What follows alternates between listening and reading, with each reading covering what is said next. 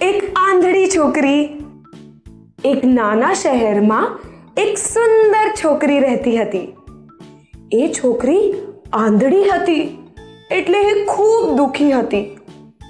એનો એક પ્રેમાળ પ્રેમી હતો. એ પ્રેમી એને ખૂબ જ પ્રેમ કરતો હતો અને એની ખૂબ ધ્યાન પણ રાખતો હતો. એક દિવસ છોકરીએ પ્રેમીને કહ્યું કે જો હું આ દુનિયા જોઈ શકતી હોત તો હું તારી સાથે લગ્ન કરી લેત. આ વાત સાંભળીને પ્રેમીને છોકરી પર બહુ જ દયા આવી. એક દિવસ કોઈકે છોકરીને પોતાની આંખો દાન કરી નાખી.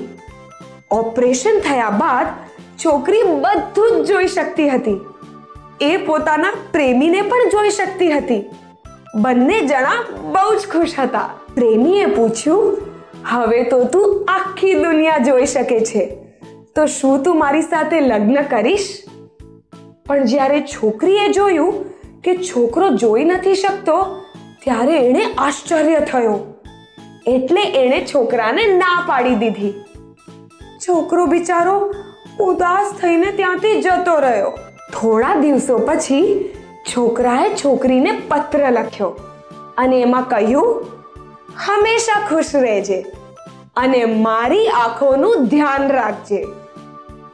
આ પત્ર વાંચીને છોકરી સ્તબ્ધ હતી. શીખ.